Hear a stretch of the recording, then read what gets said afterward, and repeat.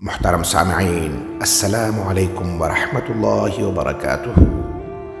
لاکھوں درود اس پاک نبی پر جن کے صدقے ہم ان کی امت میں شامل ہیں۔ یوں ہجرت مدینہ کے فوری بعد ایک موقع پر رسول اللہ صلی اللہ علیہ وسلم نے ان کے لیے جو دعائے خیر و برکت فرمائی تھی، اس کے نتیجے میں ان کی خوشحالی و فراوانی میں حیرت انگیز طور پر مسلسل اضافہ ہوتا ہی چلا گیا، اور یہ اللہ کے دیے ہوئے اس مال میں سے ہمیشہ دین اسلام کی سربلندی اور مسلمانوں کی خیر و خوبی کے لیے مسلسل انتہائی سخاوت و فیاضی کے ساتھ خرچ کرتے رہے۔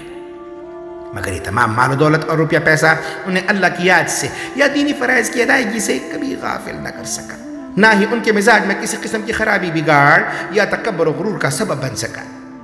اپنی زندگی کے آخری ایام میں انہیں اکثر یہ فکر لاحق رہتی کہ اللہ نے جو مجھے اس قدر مال و دولت اور خوشحالی و فراوانی سے نواز رکھا ہے، کہیں ایسی بات تو نہیں کہ اللہ نے مجھے سب کچھ بس اس عارضی و فانی دنیا میں ہی دے دیا ہو، اور وہاں آخرت کی ابدی و دائمی زندگی میں میرے لیے فقط محرومی ہو۔ یہ بات سوچ کر بہت زیادہ پریشان ہو جاتے، اکثر رقت طاری ہو جاتی، اور تب اللہ کی راہ میں مزید صدقہ و خیرات کرتے۔ یوں انفاق فی سبیل اللہ کا یہ سلسلہ آخری ایام میں بہت زیادہ بڑھ گیا تھا۔ چنانچہ انہی دنوں سن 32 ہجری میں یہ واقعہ بھی پیش آیا کہ جب کل 313 بدری حضرات میں سے 100 بقید حیات تھے، تب حضرت عبد الرحمن بن عوف رضی اللہ تعالیٰ عنہ نے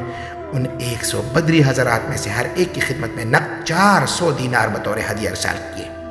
جو کہ یقیناً بہت خطیر رقم تھی۔ انہی دنوں ایک بار ملک شام سے ان کا تجارتی قافلہ مدینہ پہنچا۔ یہ قافلہ سامان تجارت سے لدے ہوئے 700 اونٹوں پر مشتمل تھا۔ بڑی تعداد میں خدام و ملازمین بھی ہمراہ تھے۔ مال و اسباب سے لدے ہوئے یہ 700 اونٹ اور ان کے چلانے اور ہنکانے والے و دیگر ملازمین جب مدینہ پہنچے اور وہاں مختلف گلیوں اور محلوں سے گزرتے ہوئے جب یہ سب آگے بڑھ رہے تھے، تو ان کی نقل و حرکت اور شور و غل کی وجہ سے عجب سما بن گیا۔ ہر کوئی گھر سے نکل کر حیرت سے اس قافلے کو تکنے لگا۔ ایسے میں کسی نے اس قافلے کی جانب دیکھتے ہوئے عبد الرحمن بن عوف کے بارے میں کوئی ایسی بات کہی جس سے یہ مفہوم سمجھ میں آتا تھا کہ عبد الرحمن بن عوف تو بس اب دنیا داری میں ہی کھو کر رہ گئے ہیں۔ جلد ہی یہ بات کسی طرح عبد الرحمن بن عوف تک پہنچ گئی۔ ابھی وہ قافلہ مدینہ شہر میں اپنی آخری منزل تک پہنچا بھی نہیں تھا، مال و اسباب ان اونٹوں سے اتارنے کی ابھی نوبت بھی نہیں آئی تھی کہ کسی تاخیر کے بغیر فوراً ہی حضرت عبد الرحمن بن عوف اپنی جگہ سے اٹھے اور نہایت سرعت و بے چینی کی کیفیت میں اس قافلے کے پاس پہنچے، اور وہاں موجود تمام افراد کو مخاطب کرتے ہوئے بآواز بلند یہ الفاظ کہے: لوگو تم سب گواہ رہنا کہ میں اپنے یہ تمام 700 اونٹ بما سامان اللہ کی راہ میں صدقہ کرتا ہوں۔ شب و روز اور ماہ و سال کا یہ سفر جاری رہا۔ سن 32 ہجری میں ایک دن جب حضرت عبد الرحمن بن عوف رضی اللہ تعالیٰ نے روزہ رکھا ہوا تھا، افطار کا وقت جب قریب آیا، خادم نے افطار کا سامان اور کھانا وغیرہ پیش کیا۔ اس کھانے پر جب نظر پڑی تو انتہائی اداس ہو گئے، مزاج پر رقت طاری ہو گئی۔ دسترخوان پر کچھ مہمان بھی موجود تھے۔ انہوں نے جب ان کی یہ اچانک افسردگی و پریشانی دیکھی تو اس چیز کی وجہ دریافت کی۔ تب عبد الرحمن بن عوف کی آنکھوں سے آنسو چھلکنے لگے، اور گلگیر آواز میں یوں گویا ہوئے: مصعب بن عمیر، تو مجھ سے بہت اچھے تھے، اللہ کے ہاں ان کا مقام و مرتبہ مجھ سے زیادہ تھا، لیکن اس کے باوجود کیفیت یہ ہوئی کہ آج سے تقریباً 30 سال قبل احد کے میدان میں رسول اللہ صلی اللہ علیہ وسلم کی معیت میں جب ہم انہیں کفن پہنا رہے تھے، تب کیفیت یہ تھی کہ ہم ان کا سر ڈھانپتے تو پاؤں ظاہر ہو جاتے، پاؤں ڈھانپنے کی کوشش کرتے تو سر اور چہرہ ظاہر ہو جاتا۔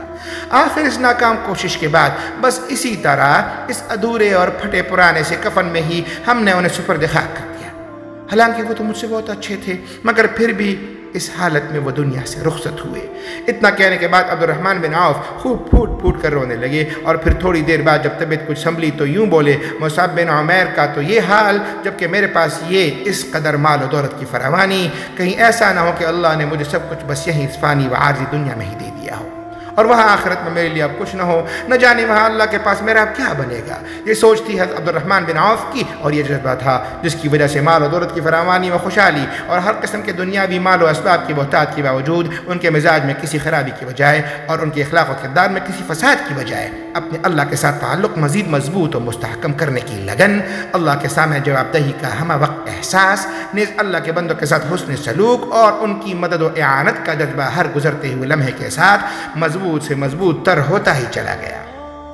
اسی کیفیت میں آتے جاتے موسموں کا یہ سفر جاری رہا۔ آخر سن 32 ہجری میں